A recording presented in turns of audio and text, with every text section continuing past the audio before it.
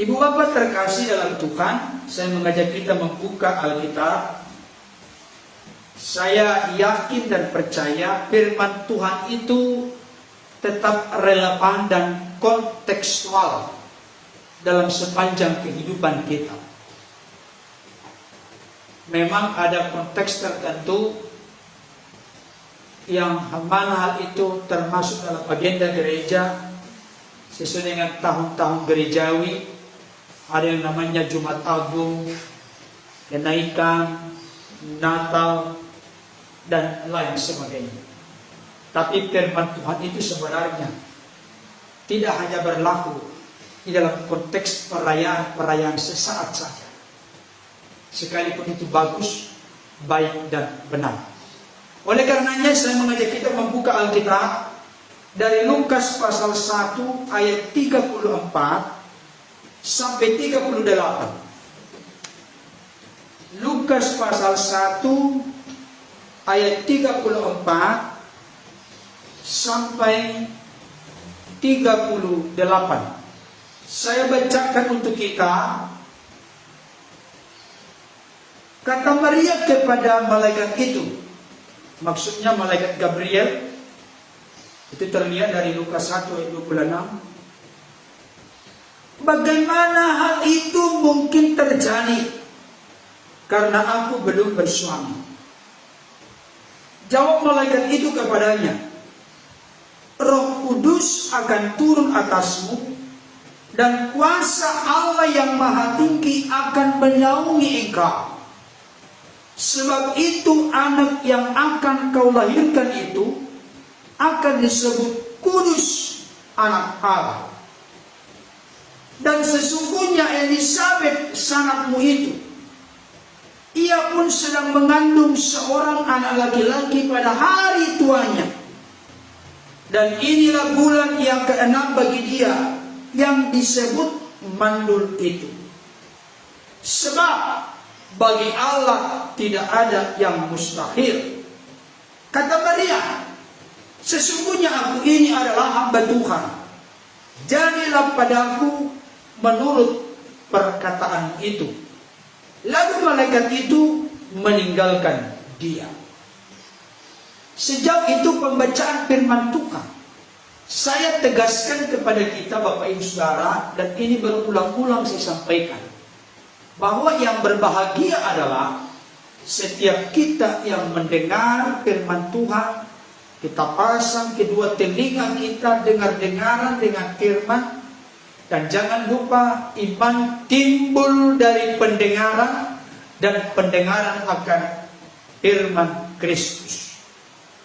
Dan tentunya berbahagia adalah juga setiap kita yang bukan hanya mendengar, mengerti, memahami, tetapi juga memelihara, melakukan, dan menaati dalam hidup kita hari lepas hari. Topik kita kali ini adalah bertitik tolak dari ayat 37. Bagi Allah tidak ada yang mustahil. Sekali kembali, bagi Allah tidak ada yang mustahil. Dan tadi kita sudah membaca nats pembimbing. Yesus berkata, katamu jika engkau dapat, tidak ada yang mustahil bagi orang yang percaya. Saudara dikasih Tuhan, Lukas 1 ayat 37 yang berbunyi, sebab bagi Allah tidak ada yang mustahil, saya sampaikan kepada kita saat ini, memiliki makna yang sangat luas dan mendalam, sekaligus memberikan konfirmasi dan penegasan betapa hebat, betapa luar biasa, betapa dahsyat, betapa ajaib, betapa berkuasanya Allah kita. Kata-kata itu memiliki pengertian seperti itu.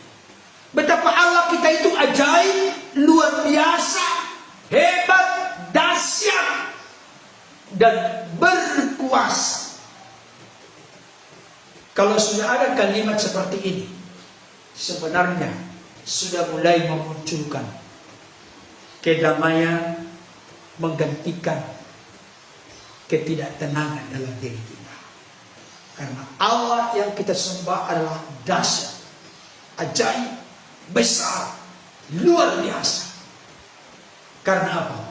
Karena baginya tidak ada yang mustahil. Dengan kata lain saya ingin tegaskan kepada kita, ayat ini sebab bagi Allah tidak ada yang mustahil, artinya Allah sanggup melakukan segala sesuatu yang terbaik. Kenapa saya catat dengan yang terbaik? Karena ada orang di luar sana yang ngeles, kalau Allah orang Kristen adalah Allah yang sanggup melakukan segala sesuatu, berarti termasuk menjadi iblis dan juga berbuat dosa. Kan segala sesuatu. Pernah dengar demikian? Kan Allah maha kuasa, maha hebat, maha dahsyat, maka menjadi iblis pun bisa, menjadi berdosa pun bisa. No, tidak. Karena Allah itu tidak mungkin bertolak belakang, tidak mungkin kontradiksi dengan sifat watak karakter Allah. Kalau Allah disebut memiliki sifat Allah yang maha kuasa, Allah yang El Shaddai, tapi sekaligus juga Allah kita adalah Allah yang maha kudus, maha suci, maha mulia. Allah tidak mungkin kontradiksi dengan sifat watak karakter. Berbeda dengan saudara dan saya, kita semua. Alkitab memberikan penegasan kepada kita bahwa kita adalah orang-orang kudus. Tapi acap kali kita pola, gaya, sifat, watak, karakter hidup kita tidak kudus, berbeda. Bagi Allah tidak demikian. Saudara dikasih Tuhan, bagi Allah tidak ada yang mustahil. Hal itu juga menegaskan Allah sanggup menciptakan segala sesuatu demi kebaikan manusia. Tolong diingat kisah penciptaan. Anak-anak sekolah harus hafal, karena seringkali itu dijebak dengan pertanyaan, sebutkan urutan penciptaan dari pertama sampai hari ke-6. Kalau salah urutan, nilainya salah. Jadi harus terang, cakrawala, apa lagi? Udah lupa kan? Apa?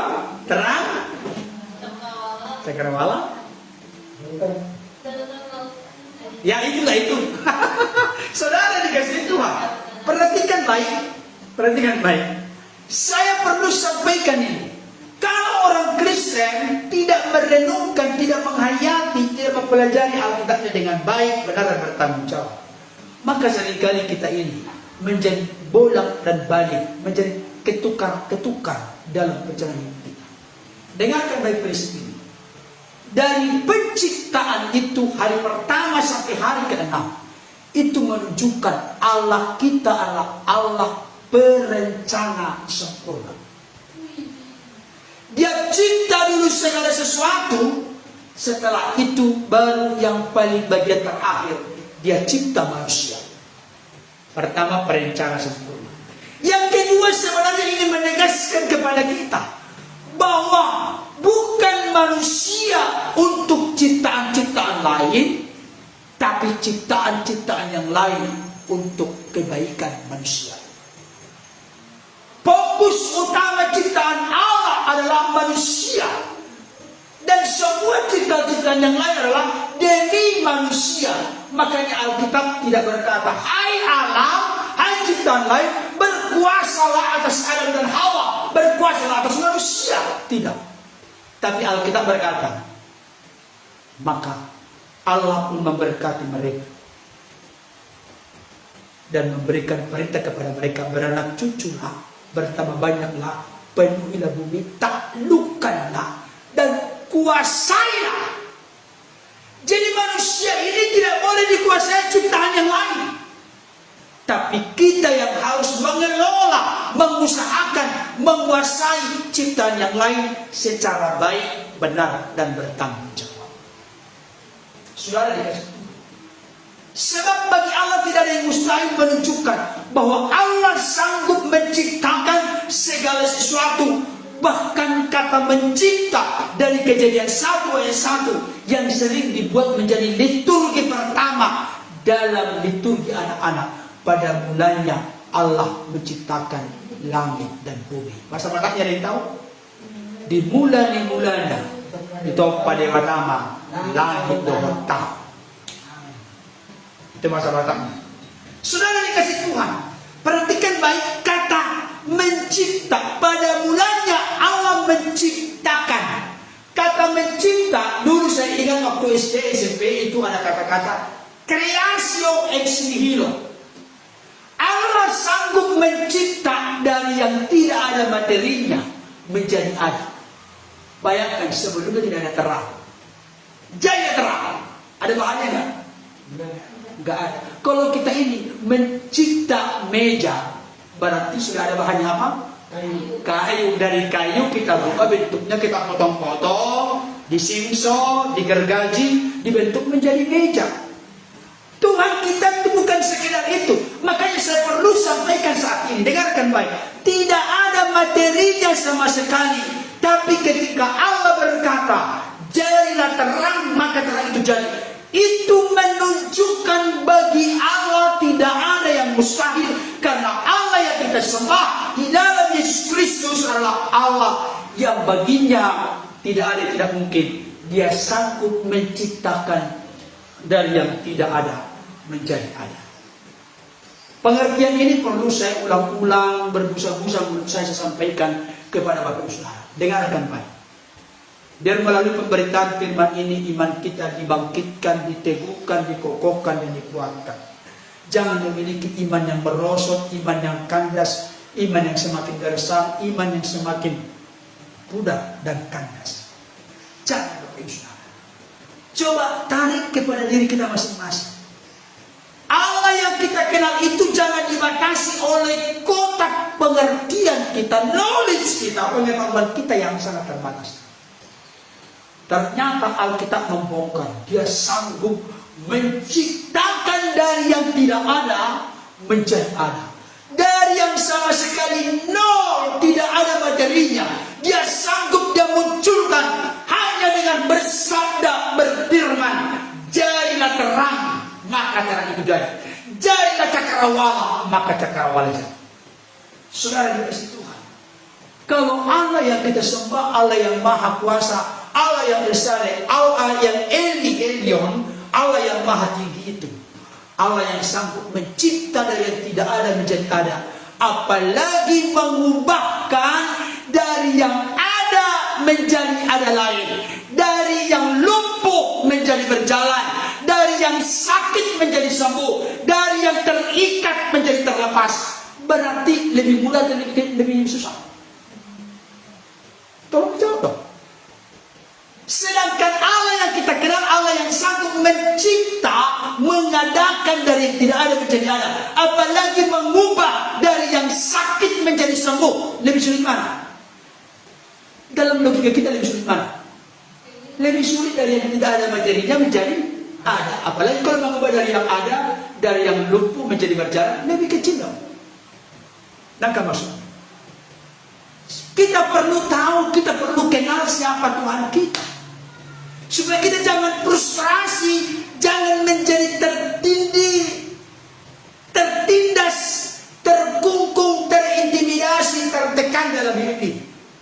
Saya kasih tahu siapapun kita ada problem, ada masalah, ada kesukaran, ada kesulitan dalam hidup. Tapi saya mau kasih tahu, di tengah-tengah problem, kesukaran, masalah yang kita hadapi, kita akan kuat, kita akan kokoh, kita akan tangguh, kita akan berani menatap masa depan dan meraihnya di dalam kekuatan kuasa Tuhan. Kalau kita mengenal siapa yang berjalan bersama dengan kita, kalau kita sungguh-sungguh mengerti, memahami, mempercayai dengan sungguh-sungguh, serta kita serahkan hidup kita kepadanya, bahwa dia adalah pribadi yang dahsyat, pribadi yang ajaib, pribadi yang luar biasa, pribadi yang maha segalanya. Saudara dikasih oleh Tuhan, dengarkan baik. kenyataan, sebab bagi Allah tidak ada yang mustahil. Sekaligus juga ingin menegaskan, meyakinkan, meneguhkan kepada kita bahwa apapun yang Tuhan janjikan, apapun yang Tuhan rencanakan, pasti akan terlaksana dan tidak ada rencananya yang gagal.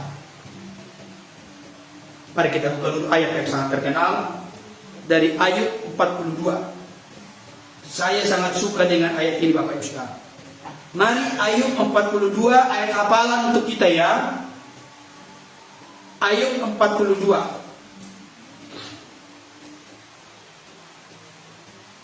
Ayat 1 sampai 2. Sudah? Ayub 42 ayat 1 sampai 2. Saya baca untuk kita. Maka jawab Ayub kepada Tuhan, aku tahu bahwa Engkau sanggup melakukan segala sesuatu. Amin gak? Amin. Dan tolong disambung, tidak ada rencanamu yang gagal. Wow, saya sangat dikuatkan, diteguhkan, dan disegarkan oleh firman Tuhan. Tapi coba, kapan Ayub berkata, aku tahu bahwa Engkau sanggup melakukan segala sesuatu dan tidak ada rencanamu yang gagal? Kapan Ayub berkata demikian? Setelah Ayub melewati kesukaran, penderitaan, kesakitan, keterhilangan, persoalan yang begitu berat dan besar melilit menimpa hidupnya, seolah-olah seluruh kutub neraka dibuka dan ditimpakan kepada seluruh relung kehidupan seorang Ayub. Bayangkan, dia kehilangan segalanya, dan menurut saya dia juga termasuk kehilangan istrinya. Bukan berarti mati, bukan.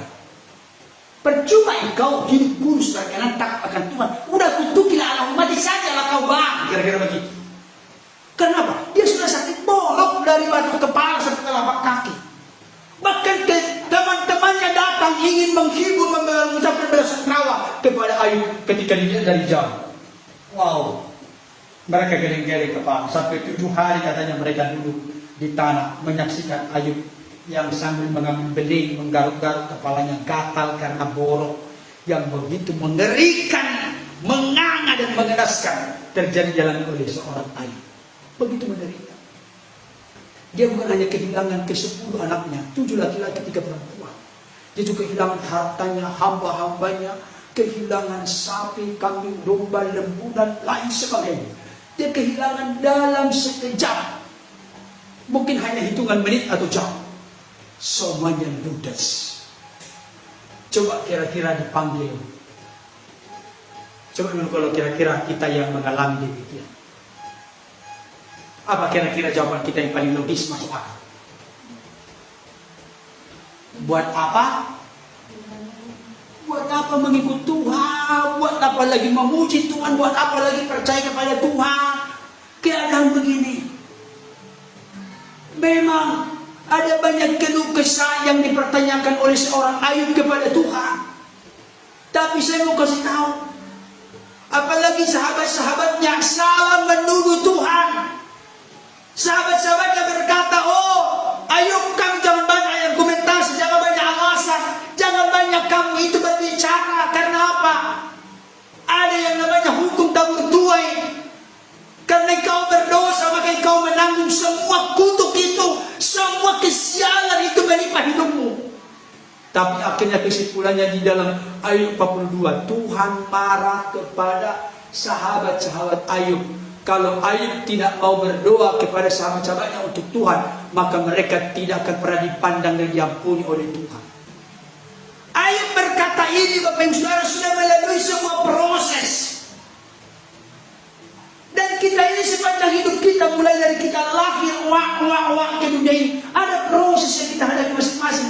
Sekalipun frekuensinya berbeda-beda, kadarnya berbeda-beda, kuantitasnya berbeda-beda satu dengan yang lain. Tapi yang namanya kita ini selalu diperhadapkan dengan tantangan kehidupan.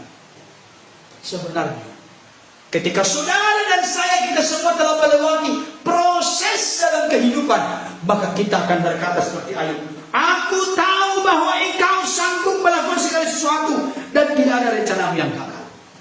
Saudara dikasih Tuhan, kenapa tidak ada rencana yang gagal? Ada yang bisa jawab? Kenapa tidak ada rencana Tuhan yang gagal? Rencana Tuhan bagimu, bagiku, bagi keluargamu, keluargaku, keluarga kita, bagi suami kita, bagi istri kita, anak-anak kita, bagi gereja kita, tidak ada satupun yang gagal. Memang itu sesuatu yang kadang-kadang misteri, rahasia bagi kita, tidak tahu kita apa rencana Tuhan itu. Dalam konteks yang relevan, kontekstual, kadang-kadang kita harus berjalan dulu baru kita mengerti. Tapi saya mau kasih tahu, kenapa tidak ada rencana Tuhan yang gagal? Jawabannya kalimat pertama, sebab Allah sanggup melakukan segala sesuatu. Jawaban Tuhan yang lebih umum dengan bacaan kita apa? Sebab bagi Allah tidak ada yang mustahil. Jadi Bapak Ibu Saudara, kalau kita mengerti sebab bagi Allah tidak ada yang mustahil, oh, dia sanggup melakukan segala sesuatu. Dan tidak ada rencananya yang gagal bagi kita. Kita sekarang eksplorasi, gali dari Alkitab sebelum masuk kepada kitab Injil Lukas tadi. Kita buktikan. Saya mau buat firman Tuhan ini lebih masuk akal. Mari buka dulu Kejadian 12.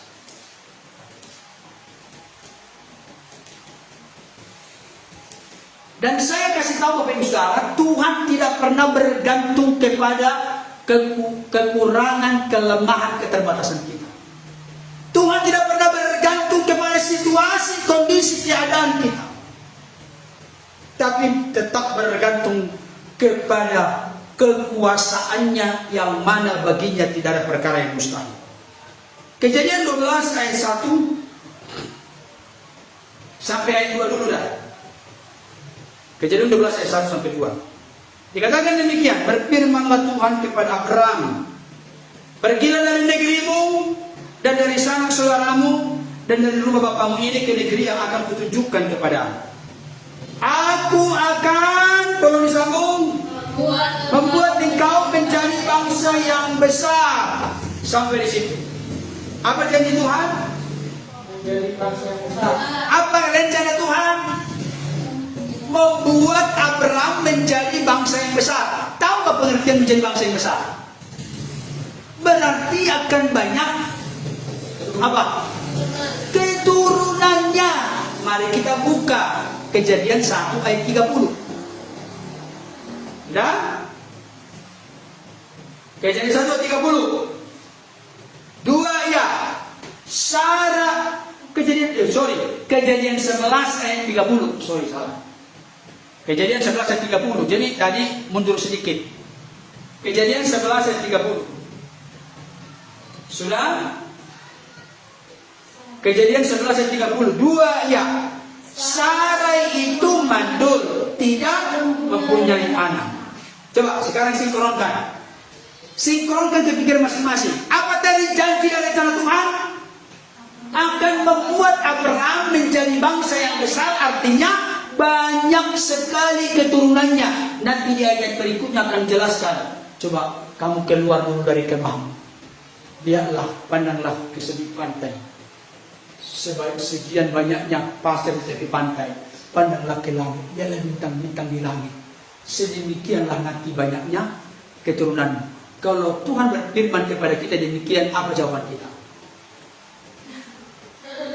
Tapi notabene apa? Si Sarah ini apa? Notabene apa? Sarah mandul. Tapi seperti bintang di langit, seperti pasir di tepi laut. Kalau kita meresponi firman Tuhan ini, datang kepada kita jawaban kita yang terbuka apa? Jujur, coba jujur apa? Omong kosong. Omong kosong. Mana mungkin Tuhan kayaknya salah berfirman ini? Karena apa? Istriku jelas-jelas mandul. Yang namanya mandul tidak mungkin punya anak. Tapi inilah cara kerja Tuhan. Saya sudah sampaikan tadi. Tuhan itu sanggup mencipta. Karena mencipta pakai bara, B-A-R-A. pakai bara, dia sanggup mengadakan dari yang tidak ada menjadi ada. Apalagi mengubah dari yang mandul, dari yang tertutup menjadi terbuka. Itu kecil yang menerima Tuhan. Makanya kita berkata, jika Tuhan yang menutup pintu, tidak ada yang bisa membukanya. Sebaliknya, jika Tuhan yang membuka pintu, tidak ada yang bisa menutupnya.